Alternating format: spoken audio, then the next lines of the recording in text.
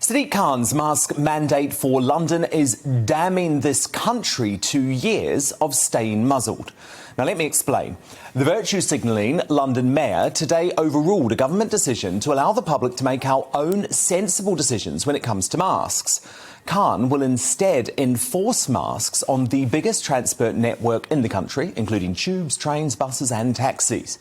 A truckload of money and resource will now be spent on patrolling folk who decide it's safe for them not to wear a mask, even though legally that's what they're allowed to do. But what's most scary about Khan's messaging is that he says masks will stay mandatory as long as the virus is still with us. I'm confident, though, that Londoners will do the right thing from Monday. If they don't, they won't be allowed entry or they'll be kicked off. At the same time, we're looking at whether we bring in a bylaw, and that will be based upon experience, and at the same time we'll keep this under review. Well, the cold reality, Mr. Khan, is if you say that masks are going to be required for as long as the virus is with us, that actually means forever. Because this virus isn't going away. It's not going away over the course of our lifetime, sadly. The addiction some of our leaders, including Khan, has to control and COVID restrictions is deeply disturbing and could change the face of this country, quite literally. Khan's highly political decision, designed to make the Prime Minister look weak on COVID, will likely kick off a domino effect for other transport operators, shops and private businesses throughout the land. It makes a mockery of the government's own desire to allow citizens to take back control of how they live their lives, rather than becoming a nanny state like we've never seen before. Now, the Labour leader thought he scored a great political victory against Boris Johnson at PMQs today. You see, Keir Starmer believes that anyone who doesn't take the knee like he did just must be racist. That's rubbish. You know it, and I know it. The act of taking the knee like he did there is highly political and connected across the world to the Marxist and violent Black Lives Matter movement, which wants to overthrow capitalism and defund the police. Never forget that. But Starmer thinks our Home Secretary, Priti Patel, herself a Ugandan Indian of Ugandan Indian origin, must be encouraging racism because she doesn't approve of that act of submission. Mr. Speaker, let me be clear. I totally condemn all racism, including that directed at the Home Secretary. But she's got this wrong. The whole country knows it. His own MPs know it. In the last few days, everybody has seen England's black players have been the targets of disgusting racist abuse following Sunday's match. Disgusting. And this is really simple, Mr. Speaker. Either the Prime Minister is with the England players in their stand against racism, or he can defend his own record, those of his ministers and some of his MPs. But he can't have it both ways. That is so ridiculous and so divisive, and it doesn't make any sense. Of course, you can be completely opposed to racism without wanting to support the gesture of an organisation committed to overthrowing capitalism and defunding the police. Now, Starmer even accused Boris Johnson of stoking a culture war. You can all see what's happened here. The government has been trying to stoke a culture war, and they've realised they're on the wrong side. And now they hope that nobody's noticed.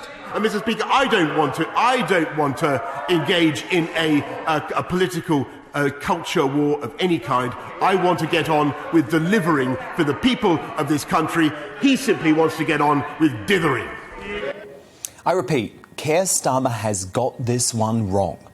The only people trying to start a culture war over the disgusting racism towards England players is Starmer and the Labour Party. His contention that refusing to condemn those booing the taking of the knee is the same thing as encouraging racism is simply nuts. Priti Patel, herself a constant victim of the most vile racism, was completely right to brand the taking of the knee as gesture politics. There's a great irony now that people in public life are being forced into that gesture or being accused of racism.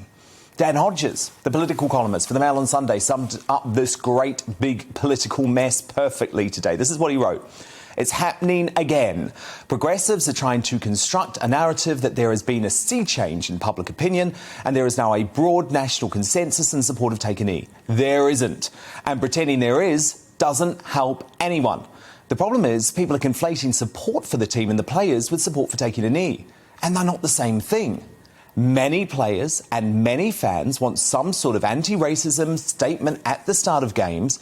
Many fans do not back taking a knee. So we simply need a new anti-racist symbol that people can unite behind. Not one imported from the States, but one that everyone can have ownership of. I actually completely agree with that. I will happily back an anti-racism sporting statement as long as it's not connected with bringing down our police and taking down our great capitalist society. Now, I believe the most important thing that can happen is that the folk from the UK who posted the racist abuse on social media are dealt with the law. And we're starting to see that today. But we also must not overemphasise the problem. The Centre for Countering Digital Hate has identified 105 Instagram accounts that directed racial abuse against Rashford, Saka and Sancho. But the location of these accounts has been analysed by Newsnight, which was only able to confirm that 5 of them were from within the UK. It's sick and disgusting that anyone, even 5 people, would post racist abuse to these great players, and I'm very glad to see an arrest took place today. Disgracefully, 96% of the posts have been left online by Instagram, which constantly shows it's not fit for purpose as an organisation. But remember this, 5 racist Instagram posts does not make England a racist country. Now, Prince Charles is wrong to reverse a decision made with his late father and the Queen to make Prince Edward the Duke of Edinburgh. As I wrote in a column today for the Mail Online, denying Edward the Duke of Edinburgh title he has waited to inherit since before his marriage feels too brutal and reeks to me of cutting off your nose to spite your face. Edward and Sophie represent the type of hard-working and loyal royal currently in short supply. You know, the type who show up to the opening of a community centre on a rainy Saturday morning without much fuss. Their marriage is solid. You know, the only Queen's son, or Queen's child, not to be divorced. Their family is strong. Their work ethic is undeniable. Why not embrace an asset rather than heaping more pressure on Camilla, Prince William and Kate, whose workload is already sizable?